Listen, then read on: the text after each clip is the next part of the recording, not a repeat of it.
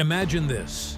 A continent rich in gold, oil, and fertile land, yet one of its most reliable exports is not a resource you can dig from the ground. It's people. More precisely, the paychecks those people earn thousands of miles away. Every year, Africans abroad quietly wire home more than $95 billion.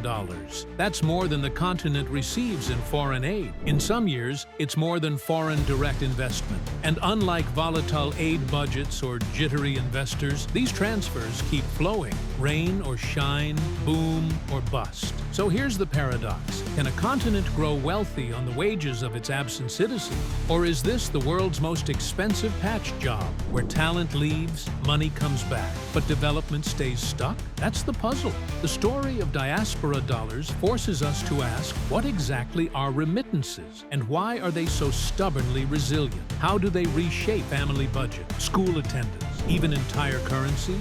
What are the hidden downsides? Dependency, brain drain, and the silent tax of transfer fees? And how does Africa's story compare to Asia or Latin America? Most importantly, how do you turn billions of private lifelines into a foundation for public progress? Start with the basics. Remittances are the money transfers migrants send home.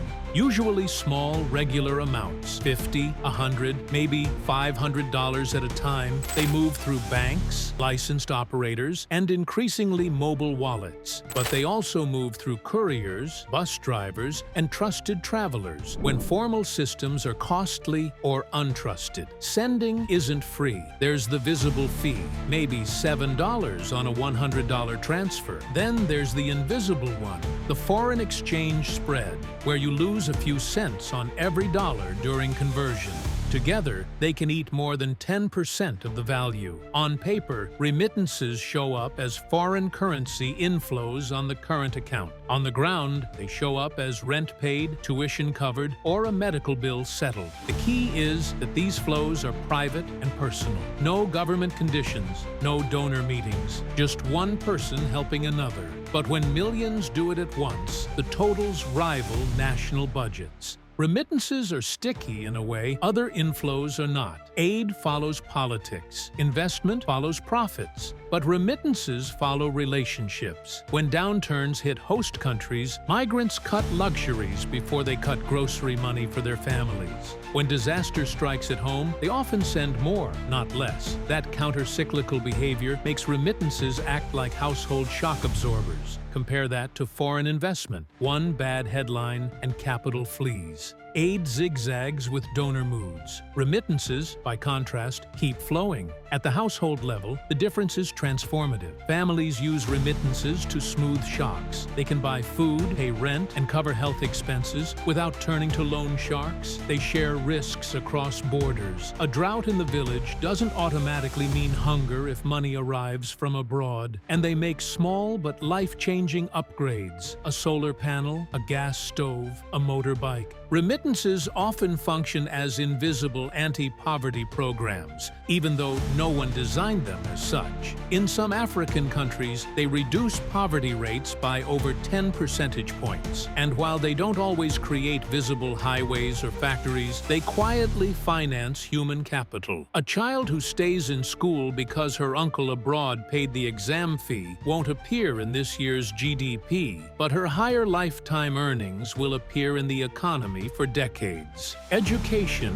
is where the effects become clear. Remittances don't just buy books, they buy time. When money comes in, children are less likely to be pulled into low-paying work. Instead, they stay in classrooms. Older students get tuition, uniforms, or transport covered. Studies show that households receiving remittances in Africa spend more on education and have higher school completion rates. These choices compound into higher skills and productivity. And it isn't just households that benefit. Remittances reshape national currencies. When diaspora money arrives in dollars, euros, or reals, it has to be converted into local currency. That adds to foreign exchange supply, bolsters reserves, and supports exchange rates. Imports become less expensive, currencies less volatile, at least when monetary policy is credible. The danger is when governments set unrealistic official exchange rates. Families then bypass banks and take their dollars to the street, where exchange spreads widen and value leaks away to middlemen. Fees are another sore point. Africa has the most expensive remittance corridors in the world. Sending $200 costs on average 7 to 9%, compared to 6%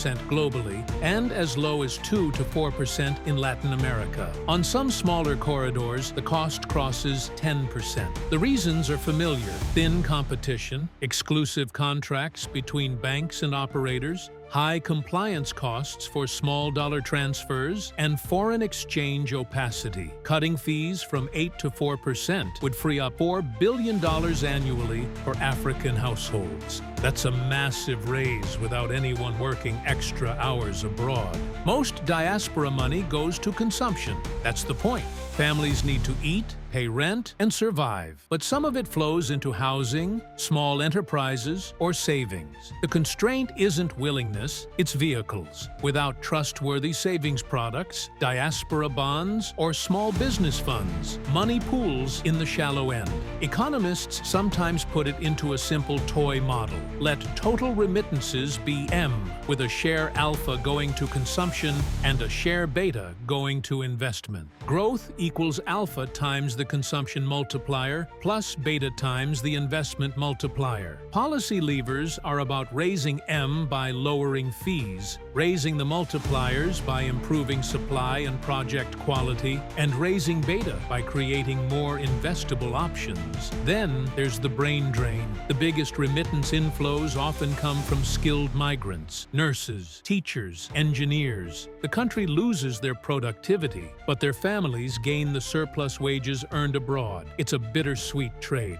Without deliberate bridges for brain circulation, remote teaching, telemedicine, visiting programs, diaspora venture funds, the loss remains a loss. With them, knowledge, networks, and technology can flow back alongside cash. It's a question of design. Zooming out, Africa's $95 billion look both large and small. Large because they exceed aid and sometimes foreign direct investment. Small because Asia and Latin America attract even larger inflows. Asia is the remittance giant, with hundreds of billions flowing each year. Migrants from South and Southeast Asia work across the Gulf, East Asia, and North America. The scale is massive, the labor corridors diversified, and the financial rails better developed. Fees are often just 3 to 5%, and stronger banking systems mean a bigger slice flows into savings and investment products, not just household consumption. Latin America is another powerhouse, with inflows topping $100 billion annually. The dominant corridor is the United States, creating concentration risks but also scale efficiencies. Competition among operators has pushed fees down to 2 to 4% on many routes. Digital rails are deeply integrated. Families receive money directly into wallets they can spend in stores, pay bills with, or build credit histories from. Remittances double as financial inclusion drivers. By comparison, Africa's challenge is not the generosity of its diaspora, but the cost and structure of its channels. Families still receive large inflows, but they lose more to fees and FX spreads. They have fewer safe ways to turn remittances into long-term savings or investments. Consumption and housing dominate.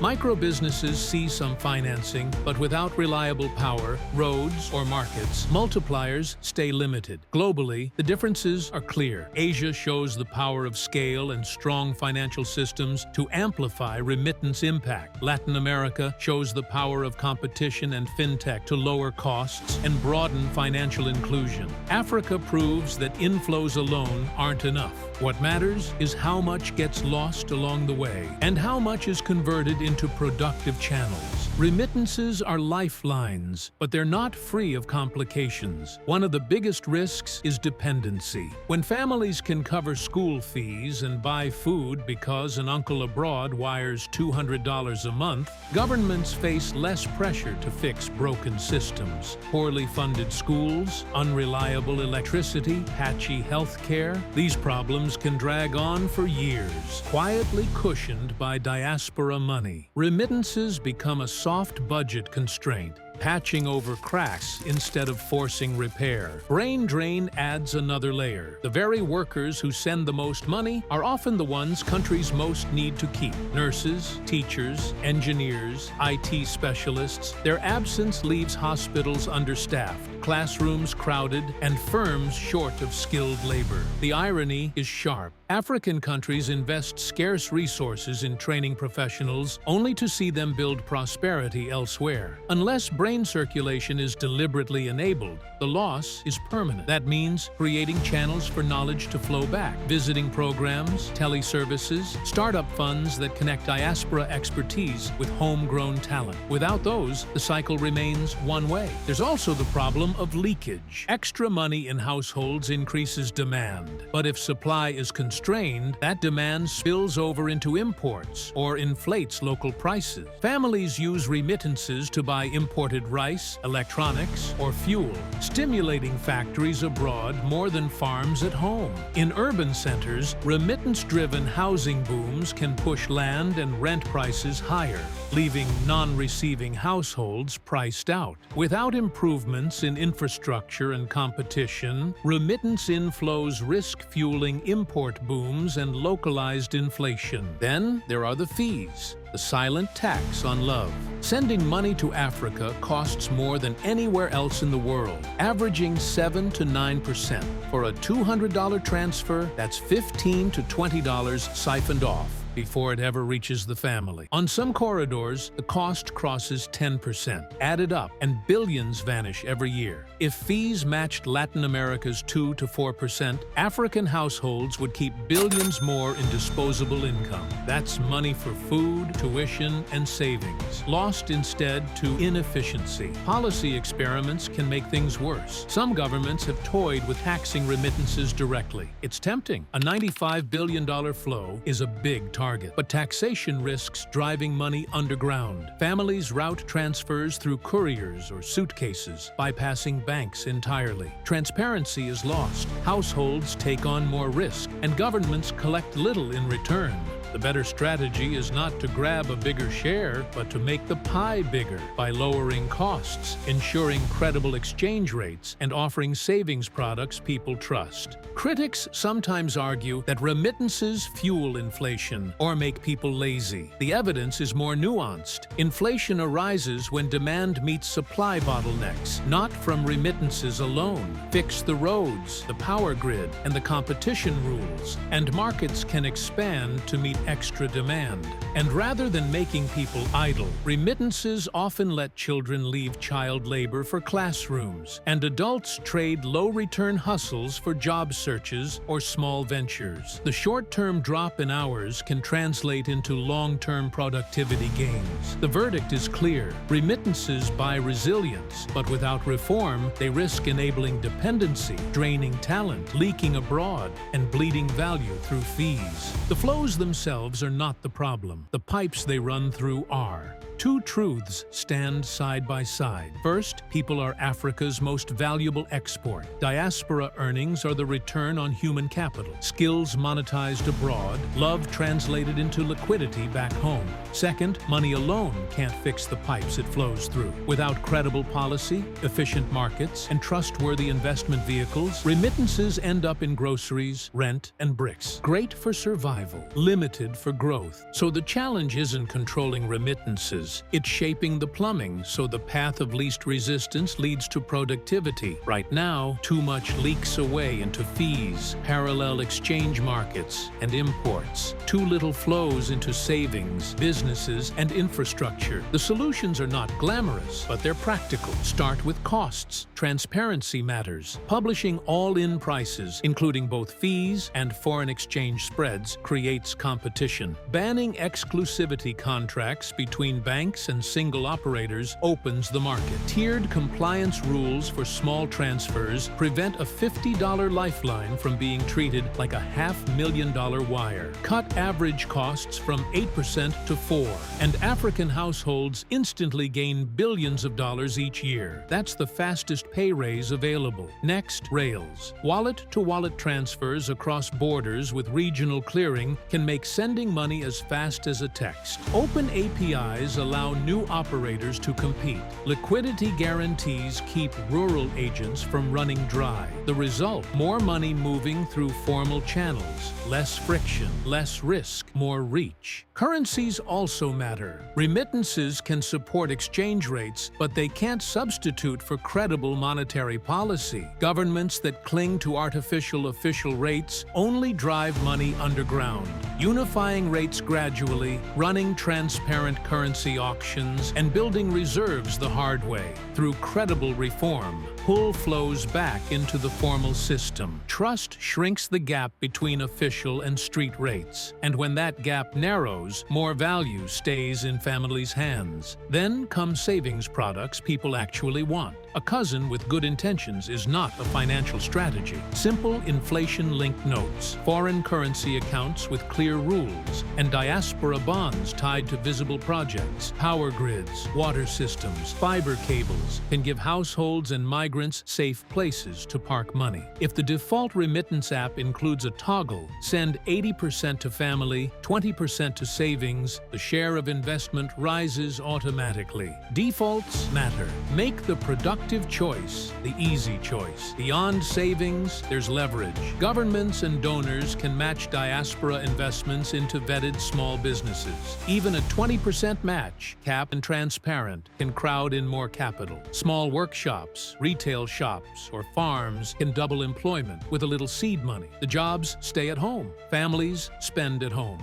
Multiplier effects grow. Infrastructure pipelines also help. Standardized templates for projects, mini-grids, water treatment, rural fiber allow diaspora investors to co-finance with confidence. Escrow and milestone-based disbursements ensure money doesn't disappear. Every completed project makes the case for the next. And finally, the brain drain can become brain circulation. Portable credentialing, visiting programs for teachers and doctors, and remote service platforms connect expertise back to home institutions. Even a few weeks of service or a few hours of telemedicine multiplies the impact of the cash sent back. Every hour of knowledge returned stretches each dollar further. None of this requires magic, just plumbing and incentives. Cut fees, fix rails, narrow exchange spreads, offer savings products, crowd in business investment, enable knowledge circulation, set simple, measurable goals, lower the cost of sending $200, raise the share of formal flows, lift the investment share of remittances, shrink the FX gap. These are boring targets, but meeting them compounds into long-term change. Remittances are already a $95 billion development program. The question is whether they remain private insurance policies or evolve into public springboards. That choice depends not on the diaspora, but on the systems waiting to receive their money.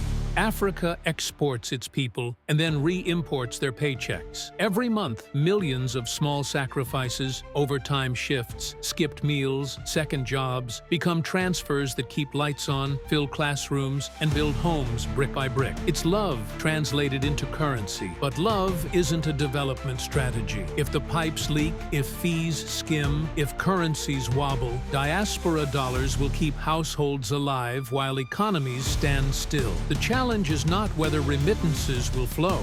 They already do. The challenge is whether the flow is wasted in leaks or channeled into growth. The paradox is sharp. Africa is rich in inflows, but poor in channels. The brilliance is already there. The plumbing just needs upgrading. And if you've made it this far, congratulations! You've basically sat through a 3,000-word love letter to remittance economics. No pressure, but if you want more deep dives into the hidden forces shaping your wallet, you know which button to press. Unlike sending $200 back home, this one's free.